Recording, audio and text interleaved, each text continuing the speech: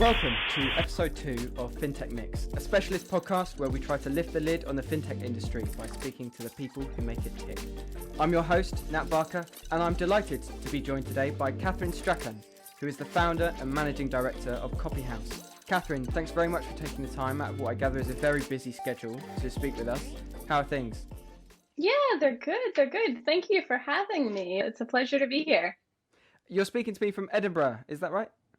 Correct. Yeah, sunny Edinburgh up in Scotland. We're based in Edinburgh, but we work with clients who are based in London and Europe.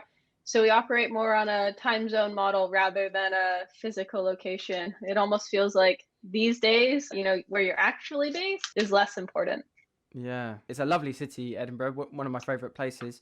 Could I employ some kind of Sherlock Holmes-like skills of deduction and surmise that you're not originally from Edinburgh?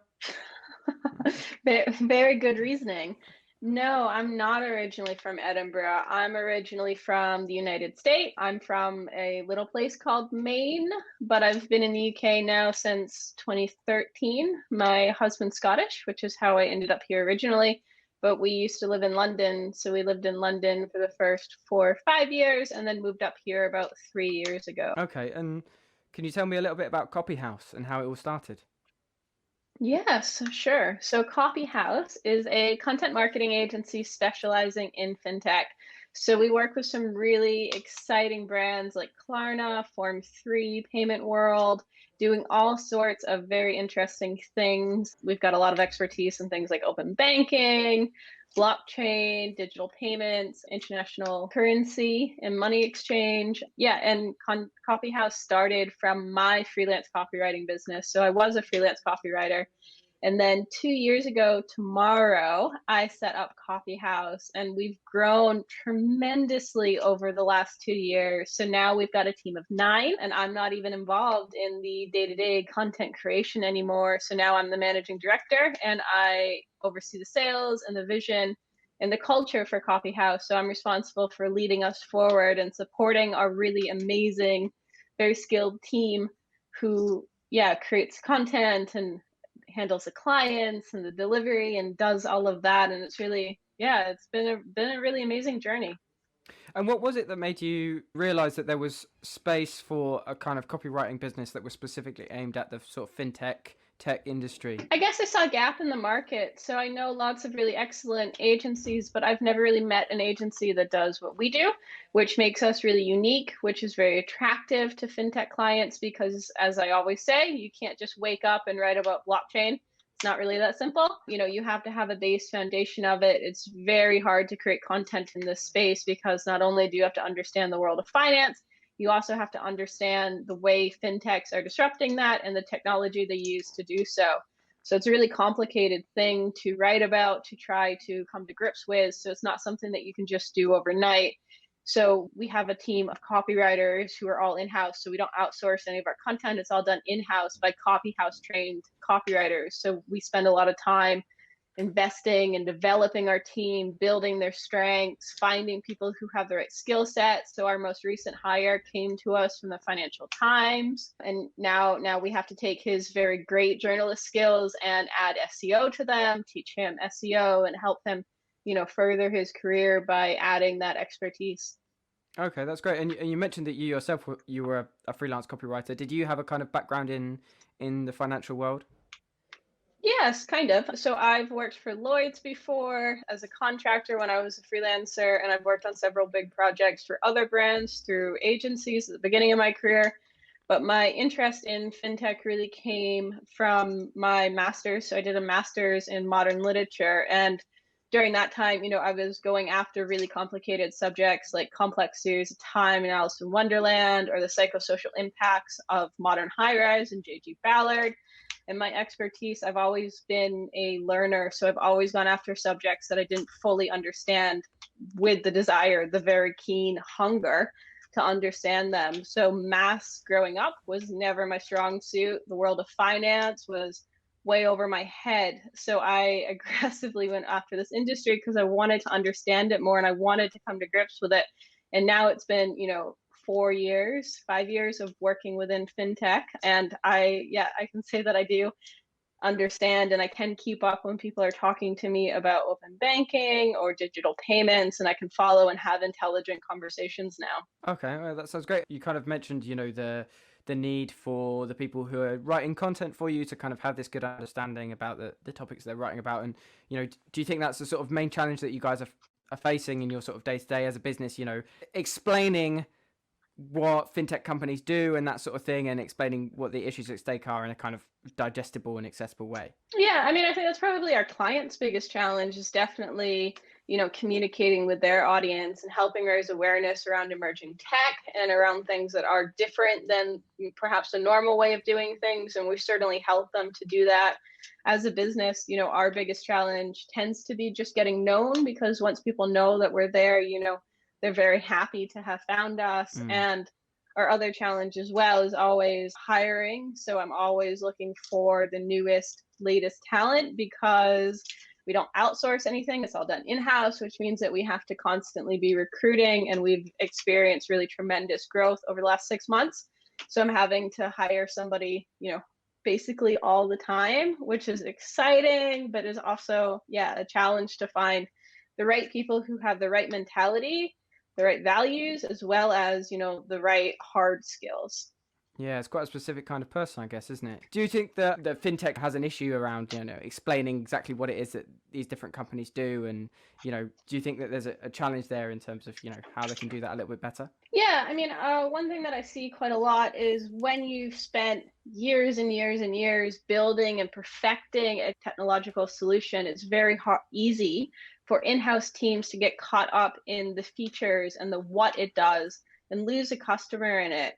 So one of the things that we're always talking to our clients about and that we always try to get them to refocus on is actually the end user's experience. So what is it that they actually care about? What are the things that they are so worried about that they are awake at 2 a.m. thinking about them? And then how can you position your product or your service to solve that pain point so that you can make a difference to people's lives, so you can build loyalty, so you can get them to convert immediately?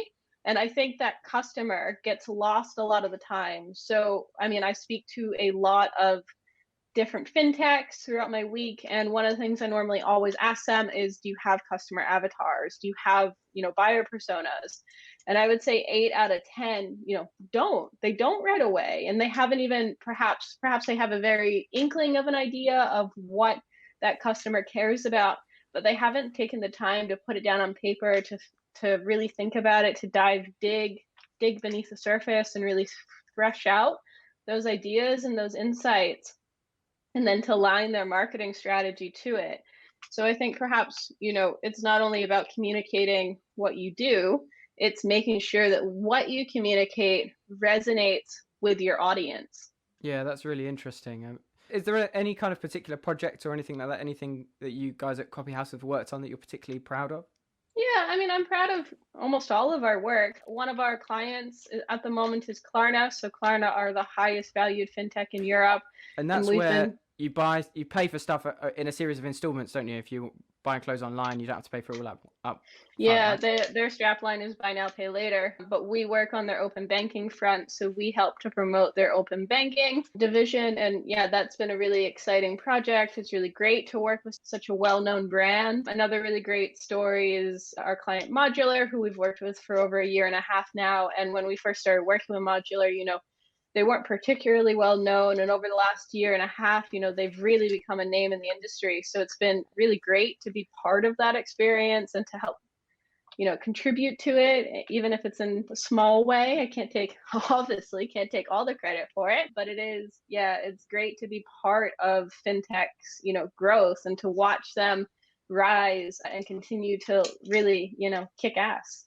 Yeah, cool. And it kind of seems to me that a bit of a common theme among different kinds of tech companies, not just fintech, is they all kind of want to be striving to be different and being noticed and becoming something that people are aware of, but it can be quite difficult to be particularly eye-catching when it's kind of quite a crowded space. There are so many of these tech companies and fintech companies that you see advertised on public transport and what have you. What are the sorts of things that you guys try to do to help these companies stand out? Yeah, well, I guess it's just about creating conversations and raising awareness about, what they're doing and why it matters and how it can communicate and bring value to people's lives. So, a lot of the times, we're creating content on things that don't exist yet. So, we do a lot of our content based on expert interviews, and we interview people behind the scenes who wouldn't normally be involved in marketing. Most tech companies have really brilliant people within their teams, but these people are kind of shut off from the limelight, I guess I would say, because they're busy working on the products, they're busy building all the very technically brilliant features that the product does, and nobody ever really takes their time to pull out the insights from them or to interview them for articles. So what we do is we just take 20-30 minutes of their time and do an interview and then use their insights to create thought leadership content. So the content we create is often on subjects that nobody's ever, written about, or if they have written about, it's very jargon heavy, it's very dry, it's very boring. And we kind of take these insights and deliver them to an audience in a way that the audience is going to understand, and in a way that adds real value to what already exists out there. Okay, yeah, all right. Well, are you able to can you talk me through your average day? Is there anything you're focused at the moment? Get up and then what happens? Yeah, I mean, my day is always different. I mean, I've got a really great team of 8 people. So we've got 4 in-house copywriters, we've got an account manager and a project manager and a marketing manager, and I've got a personal assistant. So I spend a lot of time with the team, and I spend a lot of time doing networking. So I try to meet 50 new people a month and have meaningful conversations with all those 50 people. new people a month? Yeah, 50. I haven't met 50 new people in the last 5 years, I don't think. Yeah, I do it every month, but it's part of my new business, my sales strategy. It's to build those connections and not to sell to all of them, obviously, but to build relationships and start conversations about content and why content's important and what people should be thinking about, and kind of adding my expertise. I do one speaking event a week at least, and then I do all of Oh, our Kathryn, you're sales as making me feel well. like we're not special. I'm just a bit of an overachiever. Yeah, I suppose, yeah, and you shouldn't have to apologize for that, I guess. Yeah. Yeah, Sorry, I I mean, interrupted I you. do Go a on. It's okay. Yeah, I do a hell of a lot, and every day is kind of different.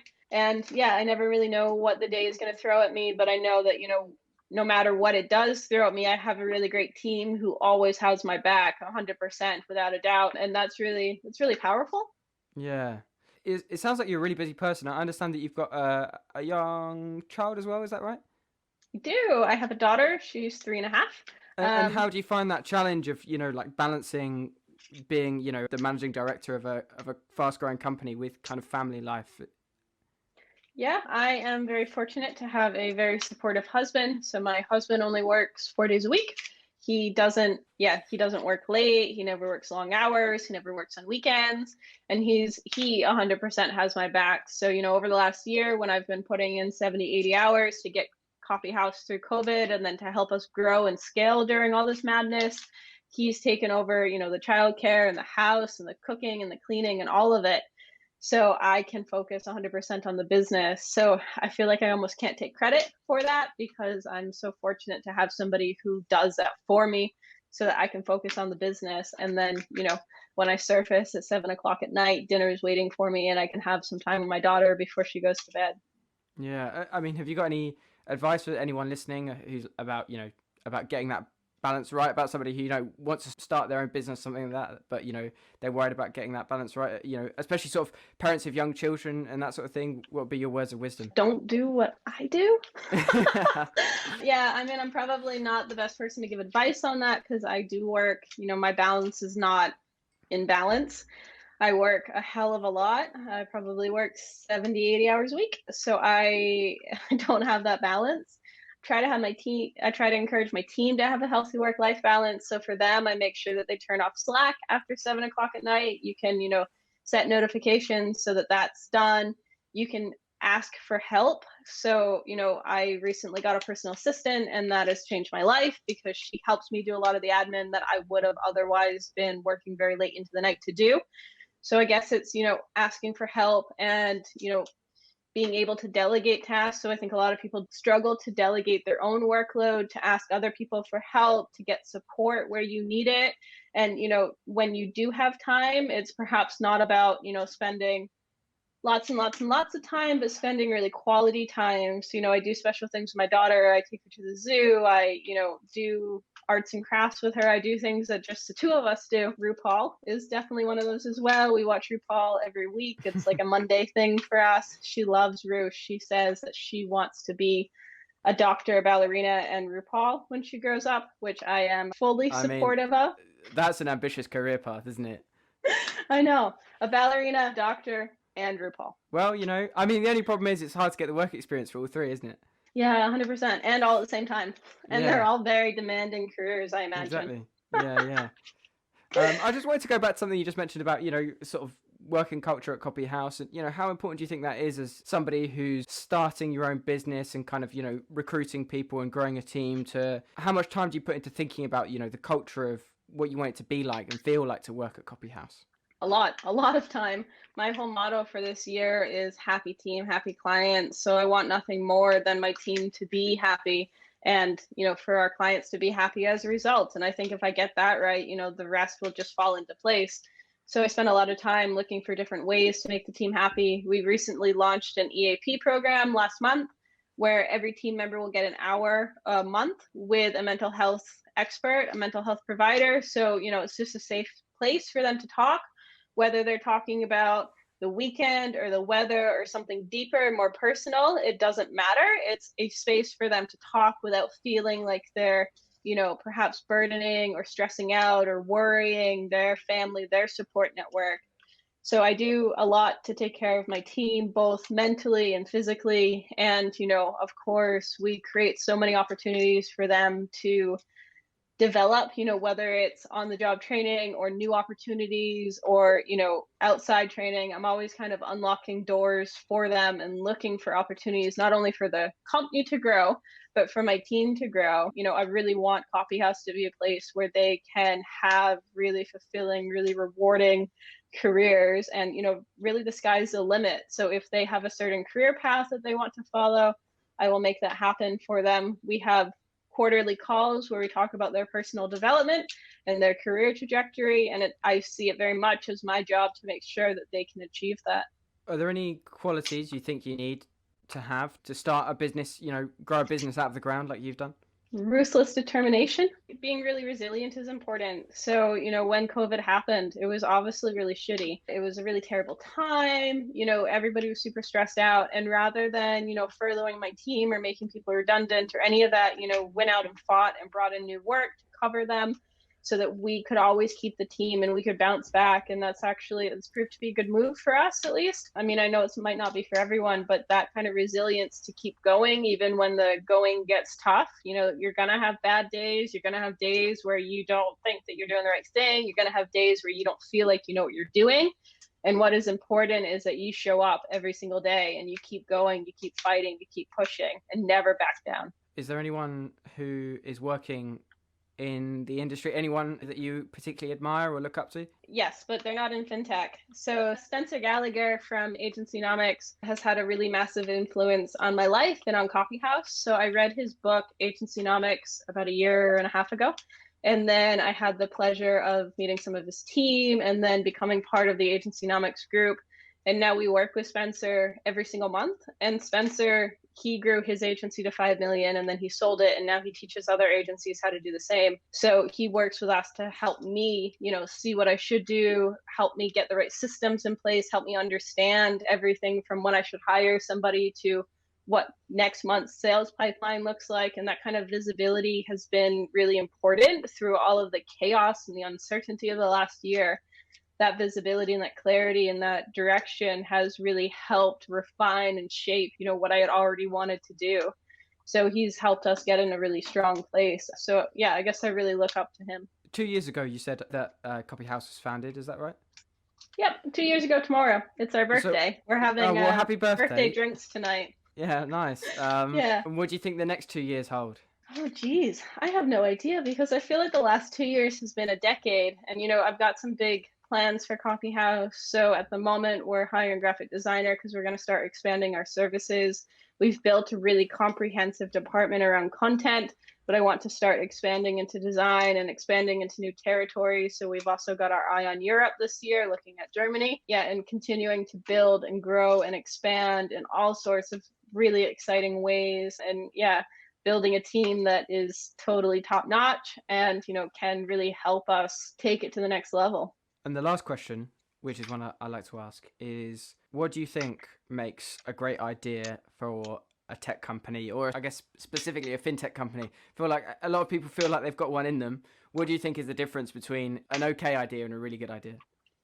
I guess it's about finding a market match. So you might have a really good idea, but you need to make sure that there's a need for that in the market and an appetite for it. And even if it's a brand new idea that nobody's ever seen, you need to go out there and you need to validate the idea. You need to have lots of conversations. You need to refine how you sell it. And those conversations will help you do that. It'll also help you see, are people interested? When you tell them about this idea, do they go, oh, that's cool? Or do they go, oh my God, that sounds amazing?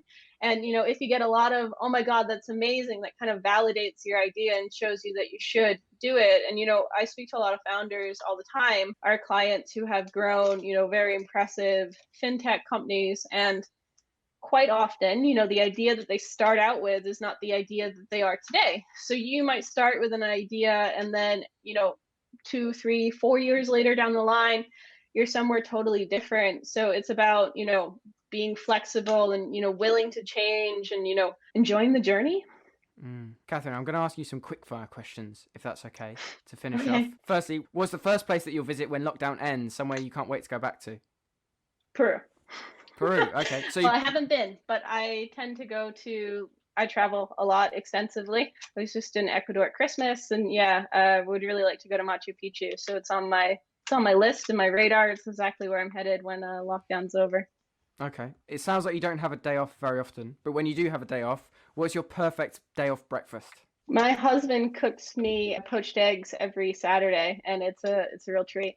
Oh, that's nice. Yeah. If you're going somewhere across the city, across Edinburgh, are you getting the bus, are you getting the taxi, are you cycling? I own a Vespa, so I drive my Vespa wherever I am going. Oh, nice. Do you have a least favorite advert at the moment? Ooh, no, not really, because I don't really watch TV, so I don't really see them. I don't have a TV. I have Netflix, but no TV, so I don't really see many adverts, especially since I don't leave the house anymore. Are you reading anything at the moment? I just finished a really excellent book called Rotherweald, which my copywriter Stuart Found turned me on to, which is about a fantastical world that kind of exists outside of England. It's really good if you're into sci-fi. Do you have a musical guilty pleasure? Probably the Spice Girls, but I don't tell many people that. If a fresh breeze blowing at 10 meters per second exerts a force of 1,000 newtons on a wall, what force is exerted on the same wall by a storm wind of 30 meters per second? No idea. Math is not my thing. That was kind of a joke. The answer is 9,000 newtons. Apparently, I took that was one of the questions in the university challenge final. Wow. I've got no idea. Yeah. Nope. So now you know. I don't even understand what that question means. Really, I've looked at it for ages. I still don't understand. Kathryn, thanks so much for speaking with me. It's been fun, and I guess I should let you go really because I'm sure you've got lots to do before the weekend hits. Yeah. Thank you for having me. It's been a real pleasure to be here. Yeah. Thanks very much. So.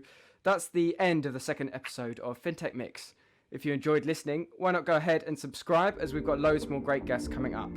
Fintech Mix is a podcast from Say Hello to Audio. To find out more about the podcast, visit fintechmix.com.